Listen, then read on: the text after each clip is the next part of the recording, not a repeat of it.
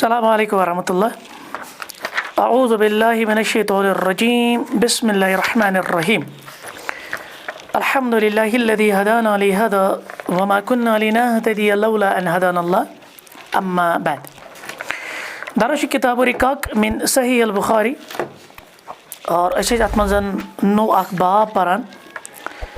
यत जन शेखन नाव थोमुत बाबस बाबुल इंतहाई अनिल मआसी यानी गुनाह निश दूर चलन। और अम पे कर शेख जिक्र सुम्मा क़ाल अल बुखारी अम पे हसा इमाम बुखारी रहमतुल्लाहि ताला अलैह यह हदीस अनान और यह मिल सही बुखारी मज अमिच नंबरिंग हदीस नंबर 6484 6484 हदीस के अल्फाज हद्दसना अबू नुअयम हद्दसना ज़करिया अन आमिर क़ाल समिअतु अब्दुल्लाह इब्न अम्र यक़ूल क़ाल नबी सल्लल्लाहु अलैहि वसल्लम अल मुस्लिमु मन सलिम अल मुस्लिमून मिन लिसानि व यदिहि वल मुहाजिरु मन हजर मा नहल्लाहु अन्हु। यह मारूफ हदीस यानी अब्दुल्लाह बिन अमर करान बयान नबी रहमत सल्लल्लाहु अलैहि वसल्लम फरमो अल मुस्लिमु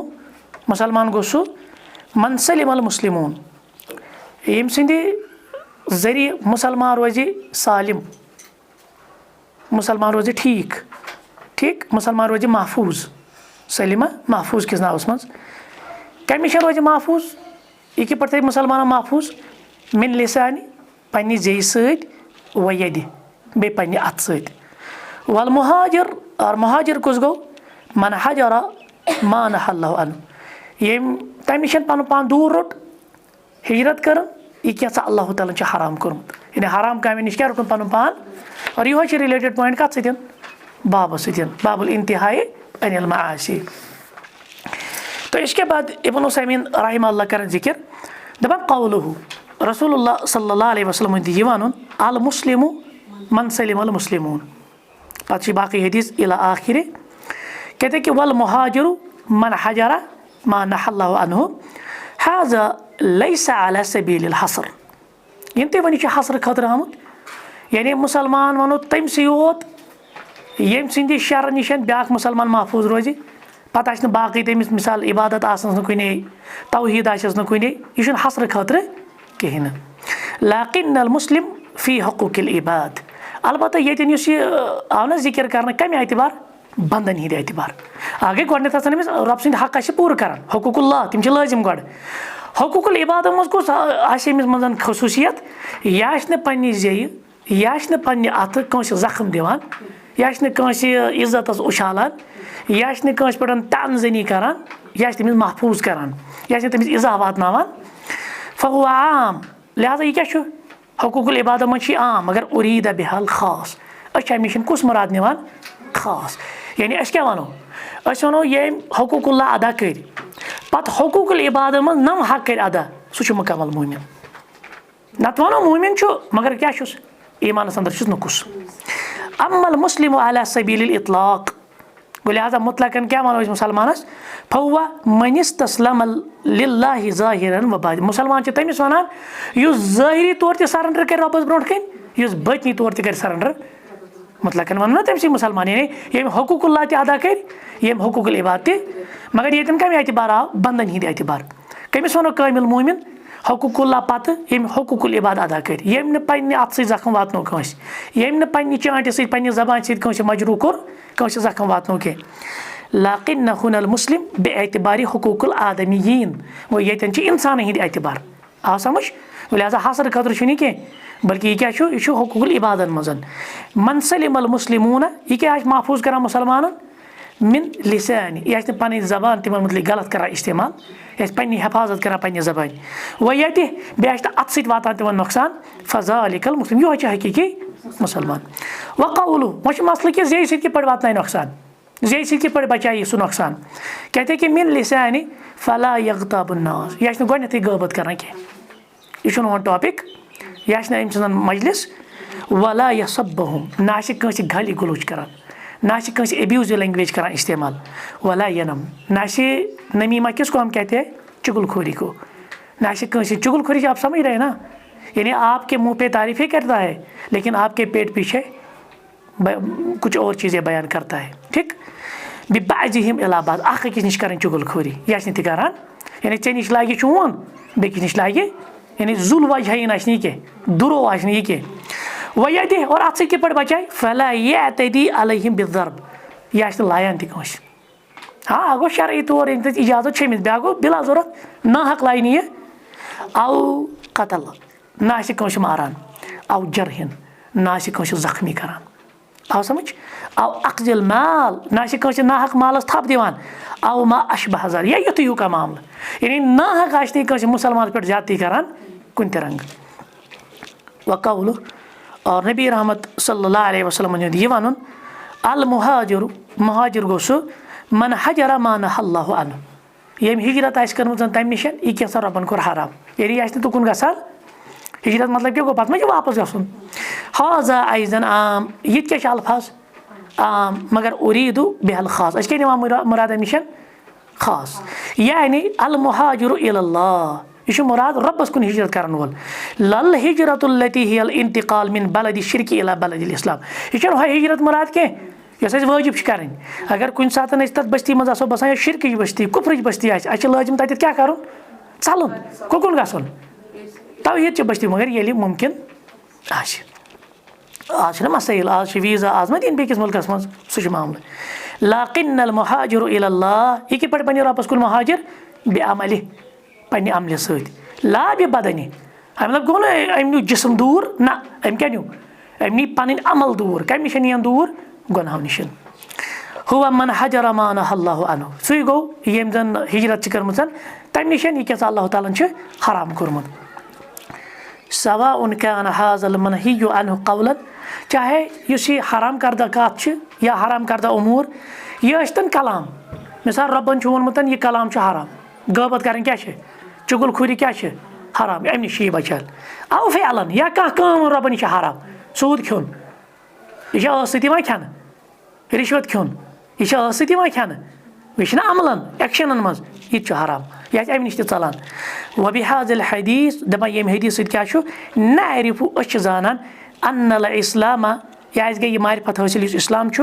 व अन्नल हिजरत और हिजरत ततनव्वउ अत मुख्तलिफ कस्म वो आगो हो इस्लाम यम सत हदीस जिब्रीलस मज पारान तथिन इस्लामस क्या अरकानुल इस्लाम अरकानुल ईमान एहसान पारान तह ब्या गो यन यानी मुसलमान सुन काबिल कबूल इस्लाम कुछ यानी मुकम्मल मोमिन कुछ यम सद अत सम सदी अस कि शर सत या जे हिंद शर सत ब्या मुसलमान महफूज। वलहा मानिन मुतअद्दिदा बेशत वारिया माना ये ना ब्या माना आव ना हिजरत सा बदल माना नत क्या गई हिजरत हिजरत गई कुन शिरक या कुफ्र बस्ती मन चलन कुन गसन तुकुन इस्लाम च बस्ती कुन तौहीद च बस्ती कुन, लेकिन ये माने ये कम निश चलन गुनाहों निश युबय्यिनु हसियाक लिहाजा वजाहत कर कंटेक्स्ट वो कत कंटेक्सस मज आमुत यह तमे कंटेक्स्ट एतबार कड़ो मानी। वक़ौलु और पैगम्बर सबन सल्लल्लाहु अलैहि वसल्लम सुन वन मन हजर मान अल्लाहु अन्हु यम तम निश हिजरत कर क्या रबन हराम कोरमुत। इज़ा क़ाल क़ाइल दपान वन अगर प्रसन वोल प्रछे लम यज़कुर मा नहा अन्हु रसूल अत आव वन कि पैगम्बर सब मना कोरमुत तेल तथ मज इजाजत अत वो पैगम्बर सब रबन कोरमुत हराम तम निश चलन वो नबियो कोर सल्लल्लाहु अलैहि वसल्लम हराम तम निश चलन कि ना जिक्र मा कहें तु क्या दीव जवाब दपान फल जवाब दिमो जवाब नकूल वनोस इन्नमा नहा अन्हु रसूल कल्लजी नहा अन्हुल्लाह दपोस नबियन मना कोरमुत तम वन तो तह अल्लाह ताला तह मना कोरमुत क्या लिअन्न रसूल रसूलुल्लाह रसूल आसान पान यह कम सुंद रसूल यह मैसेंजर अल्लाह ताला सुन पैगाम्बर रब सुन। वलिहाज़ा क़ाल अल्लाहु तआला तवै रबन वोन कुरानस मज सूरह निसास मज मन युति अर रसूल फ़क़द अता अल्लाह यम रसूल सद इताअत कर तम कम सद इताअत कर तम कर रसूल अल्लाह ताला सद इताअत या समझ। और अत मज पारान 7वें बाब यत इमाम बुखारी रहमतुल्लाहि ताला अलैहि नाव थोमुत बाबुल इंतिहाई अनिल मआसी। और इस वह इंशाअल्लाह नो बाब अत इमाम बुखारी साहब रहमतुल्लाहि ताला अलैहि नाव थवान सुम्मा क़ाल अल बुखारी यानी इब्न उसैमिन साहब करान जिक्र दपान पता इमाम बुखारी साहब रहमतुल्लाहि ताला अलैहि नौ अख बाब अनान और अत बाबस हसा नाव थवान बाबु कौल नबी यानी नबी रहमत सल्लल्लाहु अलैहि वसल्लम सुन ये फरमान क्या लौ तअलमून मा अअलमु अगर तुम ति जानियो यह बह जानान यह मे मालूम लज़हिक तुम कलीला तुम ऐसियो तेल कमई तुम ऐसियो कमई वला बकई तुम कसीरा तुम वदियो ज़्यादा यानी पैगंबर करीम सल्लल्लाहु अलैहि वसल्लम से अल्फाज तमें इमाम बुखारी थो बाबस तह नाव यानी यह बह जानान अगर तुम ति जानियो तेल क्या गए तेल ऐसियो तुम कम और वदियो तुम ज़्यादा आओ समझ। तो पहले हम एक दो हदीसें देखते हैं तो उसके बाद हम आगे आएंगे इंशाअल्लाह। कहते कि हद्दसना यहया इब्नु बुकैर ठीक हद्दसना अल्लैसु अन उकैल अन इब्न शिहाब अन सईद इब्न अल-मुसय्यब अन्न अबा हुरैरह रज़ियल्लाहु अन्हु कान यक़ूल यानी सैयदना अबू हुरैरा रज़ियल्लाहु तआला अन्हु व अर्दा ये करान जिक्र क़ाल रसूलुल्लाह कि नबी रहमत सल्लल्लाहु अलैहि वसल्लम फरमो लौ तअलमून मा अअलमु अगर तुम ति जानियो यह बह जानान लज़हिक तुम कलीला तेल ऐसियो तुम कम वला बकई तुम कसीरा और तुम वदियो ज़्यादा। या समझ। तो नीचे भी सुलेमान बिन हर्ब से जो रिवायत है ना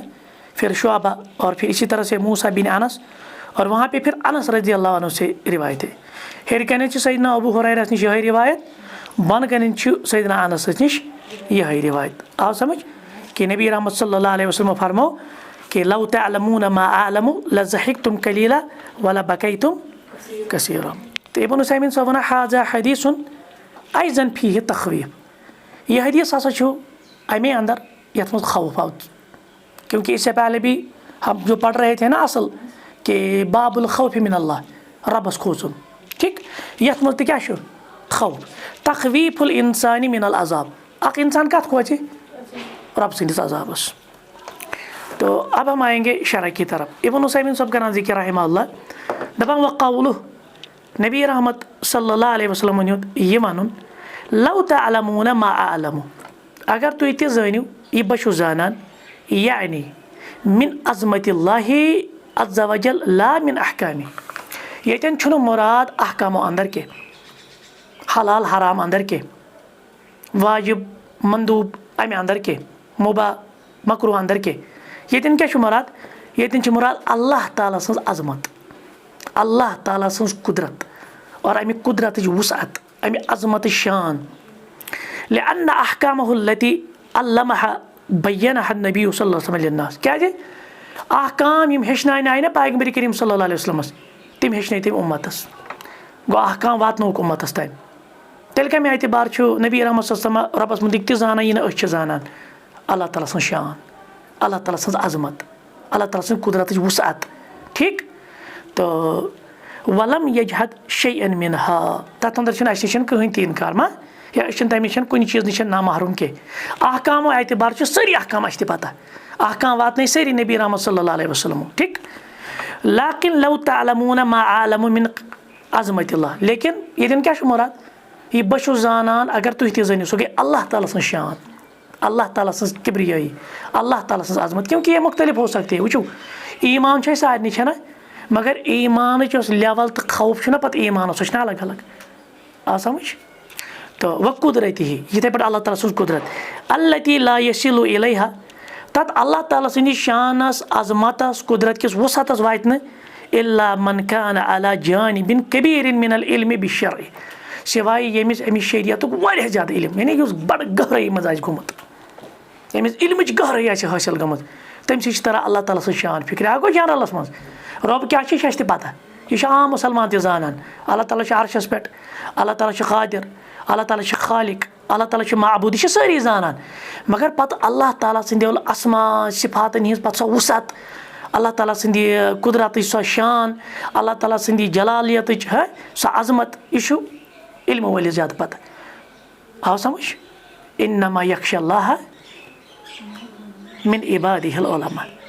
यकीनन अल्लाह ताला छ कम सारी खुद ज़्यादा खोचान यम जानन वाले आसन। गो यमिस यूता रब्बुल आलमीन सिंद इल्मच गहराई आए तहद अजमत गहराई आए इल्म सदन सह तूत अल्लाह ताला पत खोचान। ती मुराद दपान लज़हिक तुम कलीला वला बकई तुम कसीरा तेल असिव तुम कम और वधियो ज़्यादा। वज़ालिक लिहौल मा यअलमुहु मिन अज़मतिल्लाहि यही यानी ये क्या निमो मुराद अल्लाह ताला सिंद अजमत सत। वमिम्मा यखाफुहु मिन अज़ाबिन यौमिल क़ियामा बे उस खौफ क़यामत के अज़ाबुक। पैगंबर करीम सल्लल्लाहु अलैहि वसल्लम समझन कथ आ समझ। वलिहाज़ा यक़ूलून दपान तवे वन क्या वन यह कर अंडरलाइन मन कान बिल्लाहि आरिफु कान मिनहु अखवफ। युस अल्लाह ताला सारी खुद ज़्यादा जाना सह अल्लाह ताला सारी खुद ज़्यादा खोचान। आरफु गछ आसुन मन कान बिल्लाहि आरफु कान मिनहु अखवफु। तर फिक्र यस अल्लाह ताला सारी खुद ज़्यादा छना पहचान तम सज मारिफत छस ना अल्लाह ताला सह बंद अल्लाह ताला ज़्यादा खोचान। वकान नबी सल्लल्लाहु अलैहि वसल्लम अशद्द अन्नासि खौफन मिन अल्लाह। और दुनिया अंदर सारी खुद ज़्यादा अल्लाह ताला कुछ जानन वोल नबी रहमत सल्लल्लाहु अलैहि वसल्लम। लिहाजा खौफ तो कमन आ समझ। कान सल्लल्लाहु अलैहि वसल्लम यकूम हत्ता ततवर्रम कदमा ती वुचान तवे नबी रहमत सल्लल्लाहु अलैहि वसल्लम तहज्जुद वथान पाए मुबारकन वर्म आसान खोतमुत लियकून अब्दन शकूरा। पत प्रश्न आव तुम क्या यूत कर तुम सारी गुनाह माफ तमो क्या वन अफला अकून अन अब्दन शकूरा ताकि तिम बन शुक्र गुजार बंद युअत्ती शुक्र निअमतिल्लाहि अलै ताकि अल्लाह ताला सद निअमतन हुंद क्या अदा कर शुक्रिया अदा कर। कुल्लु हाज़ा खौफन यह सोरे सह खौफ मिन अन यकून मिन गैर अहल शुक्र इस कमन हासिल गसान तम यम शुक्र वाल यह गैर अहल शुक्र वालन गसान। गो शुक्र बड़ बार निशानी क्या करो अल्लाह ताला से ज़्यादा खुद ज़्यादा खोचो तमिस ज़्यादा खुद ज़्यादा इबादत करो ती अमुक हक। वामल अहकाम अच्छा अहकामन हुंद मामल हलाल हराम वाजिब मंदूब मुबाह मकरू वगैरह दपान फला बुद्द अन्नहा अखबरना बिहा सह दिस नबी रहमत सल्लल्लाहु अलैहि वसल्लम खबर सह अस पता आ समझ। गो अहकाम एतबार ये क्या अहकाम अस जानान ये अल्लाह ताला सज शान अल्लाह ताला सज अजमत अल्लाह ताला सज कुदरत ठीक। या ब्रो कुन वन शेख ये कि पैगंबर करीम सल्लल्लाहु अलैहि वसल्लम जन्नत जहन्नम तह हाव ये इंसान अच्छो वुचान यकीन कस किस्म यकीन कस लेवल त्रे लेवल कस कस लेवल आ गई इल्मुल यकीन मतलब इल्म किस बुनियाद अस जाना इल्म किस बुनियाद पे आखरत वुचमुत अस इल्म किस बुनियाद पे जाना नकीर मुनकर अस इल्म किस बुनियाद पे जाना अल्लाह ताला सुंद वजूद अस इल्म किस बुनियाद पे जाना मलाइका अस इल्म किस बुनियाद पे जाना रसूलुल्लाह सल्लल्लाहु अलैहि वसल्लम या दीगर अंबिया किराम या क़यामत सारी अहवाल यम कत बुनियाद पे इल्म किस बुनियाद पे यह इल्मुल यकीन ब्या गो आइनल यकीन। अगर चश्मो वो ये पे नबी रहमत सल्लल्लाहु अलैहि वसल्लम जिब्रील वो अलैहिस्सलातु वस्सलाम चश्मो ये पे तिमन जन्नत जहन्नम की अहवाल आय हावन ये मेराज कोर नबी रहमत सल्लल्लाहु अलैहि वसल्लम ये क्या गो ये गो आइनल यकीन यह कम खुद ज़्यादा मजबूत इल्मुल यकीन गो। त्रेम गो हक़ुल यकीन अम पे कहें यह गहराई मज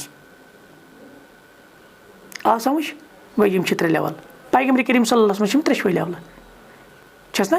वनकस कत लेवल मज पत गस क़यामत मज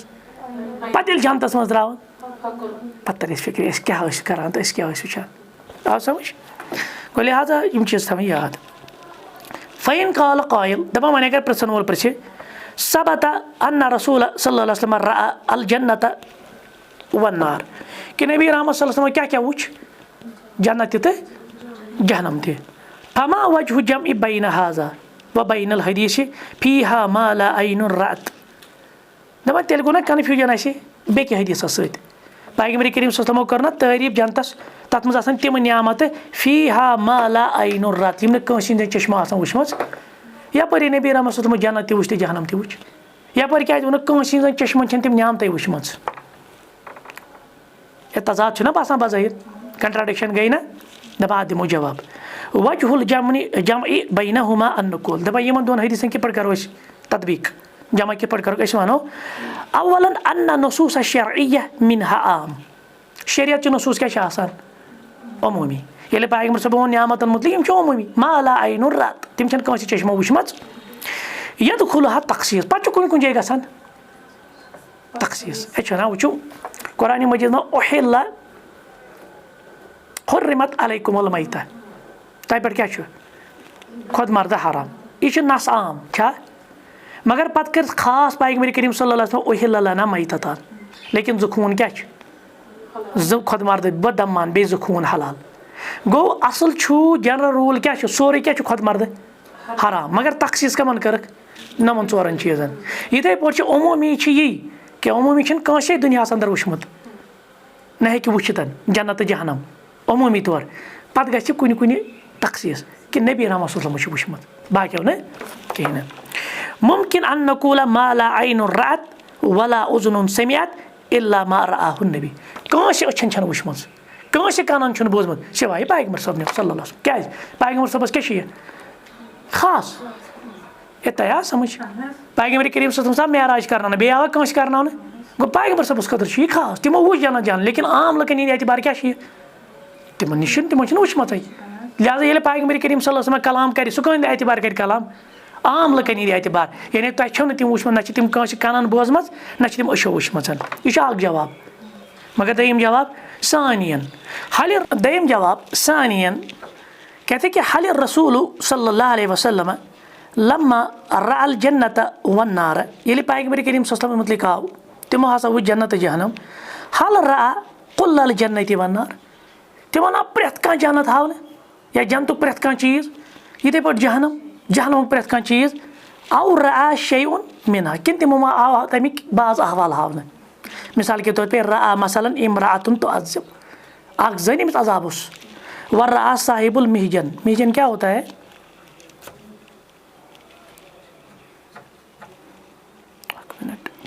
मिहजन क्या गो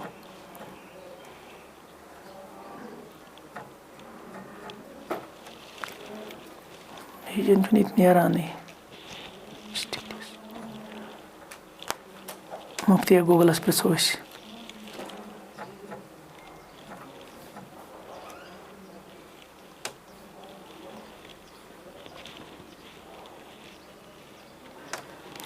अल-मिहजन हुआ इस्मुन अलमुन मुज़क्करुन अरबियुल असल व यानी अल असा अल मुनअतिफ़ा अर्रस यानी कलस दब चलावन यह क्या सजा आव समझ तिमन क्या लगावान तिमन पेठ लगावान दब चुना कि रिवायत अंदर आमुत तब नहर मज पता सह हेर कुन खसान तमिस ब्या नफर दिवान पेठ दब दरित आव समझ यह कमिस खतर ये आमुत वगैरह क्या लेकिन यह सजा बहरहाल